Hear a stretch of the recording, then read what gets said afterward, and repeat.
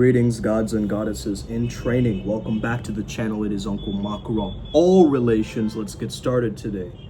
Man, being a mystic, you get so misunderstood by the world.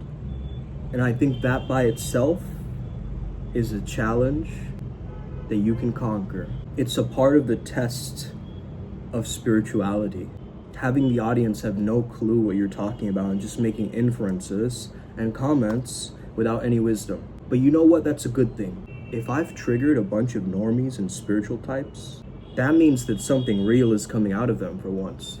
If we're really being judged by what we're doing here at Primal Sutra, it means we're doing something right, guys. Now, to someone saying that we're making up gods, like King of Kerbo, for instance, or like, where in the scriptures does it speak of a flow state deity? We're pioneers. We're channeling new archetypes, and we're discovering new guides. Evolution doesn't stop just because you're stuck worshiping the past, my friend. The gods are alive, always changing, always transforming. I even learned the other day that Vishnu has this form called All Vishnu, which is like all of his Ananta avatars. Like, that's infinite, right? And even the Buddha is the 9th avatar of Vishnu too. So listen, man, we're just tapping into the primal wellspring of where all the scriptures come from. We're working with the primordial essence of where this all stems from, the primordial Om. This sounds like a scam to boost your own followers and your own spiritual ego. Okay, so you're talking about the doing it for clout argument. Listen, man, if you're truly on this path, you'll only get tested by those who aren't on the path. They're mad because you're not playing the holy hermit anymore and you're finally breaking out of your shell. They're a little bit intimidated by you, and that's absolutely valid. Hell, they don't know the guides that you work with.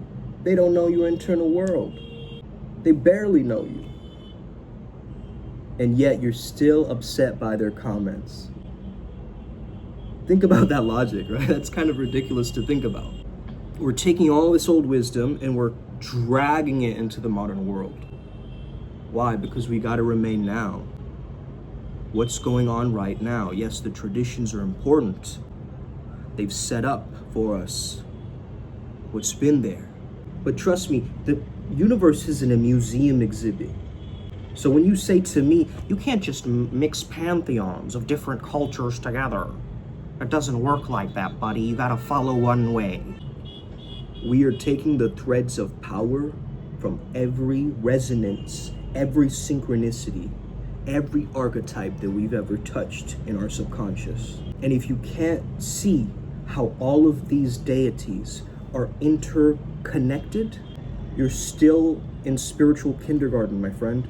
You're just talking like a messiah. This is all marketing. Yeah, that's cute. But the people who are really listening to me aren't just listening to me. They're listening to the frequency behind Uncle Makara.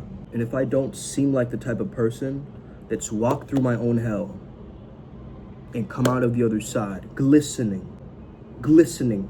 shiny, then I don't know what to tell you. I don't know what to tell you. If being so authentic makes somebody else say that you're faking it, fuck them. The truth is, most spirituality today is a performance. It's a desperate need to look peaceful, right? I have to look holy. Ooh. This is a part of my natural steez, man. I got this from my father. Teaches Vajrayana Buddhism. You know, it's part of my life. I'm not doing this to flex to all the Tibetans, like, check out my swagger, man. Man, you know what? I think people lose their minds when they can't put you in a box, right? When they can't categorize you as anything and you become the walking enigma, the paradox. That's when people get concerned. They'll start being concerned about you. Is everything okay with you? They'll send you messages like that. Hey man, I'm just here to call out the truth, and if it resonates with you, then join the true tribe. Normies will judge somebody who's on their spiritual path for real though.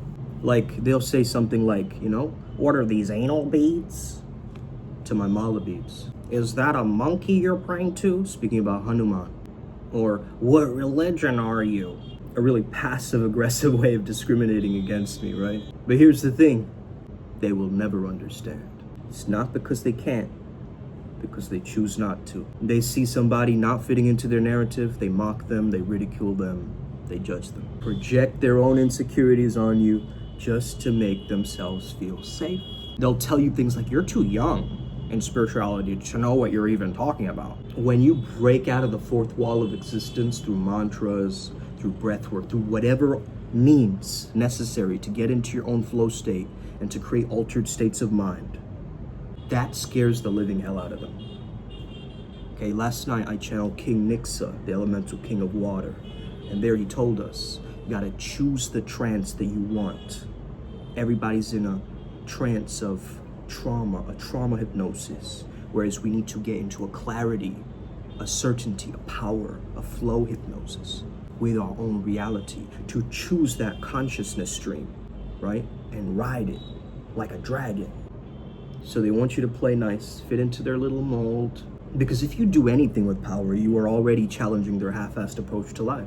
So the next time someone brings you insecurity disguised as criticism, smile at the knowingness. Man, the truth is a whole damn thunderstorm, okay? The truth will always cut through like a diamond, okay? So stay savage, stay dangerous, but also stay very holy, tapped in, spiritual, connected to your path. Because you already know your path, actually. You already know what you're meant to be doing, right? And yet here you are trying to Google, what are the best techniques or exercises for spiritual mastery? Well, go to spiritualmasterychallenge.com, man. Another thing that pisses me off, man, fake peace individuals. Real spirituality is about confrontation. It's about locking eyes with your demons and telling them, you don't control me. Most spiritual people, they're scared of their own shadows. Bro, you can't win in the spiritual path if you're just gonna be a spiritual couch potato, right? Fight for your evolution. If you're not willing to call out your own spiritual bullshit, you're not really spiritual. I call out my spiritual BS all the time, bro. The one that doesn't resonate, or the one that I'm just making up in my mind. It's a bunch of just, gimmicks or some shit. No, I tend to stay away from that stuff. I've been there before, I understand. It's not about that. It's not about that. You gain a maturity over time, and you've seen me mature on this channel over time, right? I've started to find my niche, find my power, like I'm walking with the truth next to all of these gods and deities and their superpowers, accelerating and amplifying my very own. And the ones that don't belong, banish them, send them away, okay? Integrate them, because they do not deserve to be there. So if you're really ready to transcend beyond the average approach to spirituality, join our path, man. Join our free Telegram group. And then eventually, I would love to have you on as an adept. Okay, it's just $99 a month. Tap in, join the container, join the community. Just you being a part of that container, you'll start to notice your life shift around. Okay, because you're working with the tulpas, you're working with these energies. And it's gonna create this epic momentum within you where you'll feel fired up by it. Man, the adepts know. Let them tell you themselves, okay?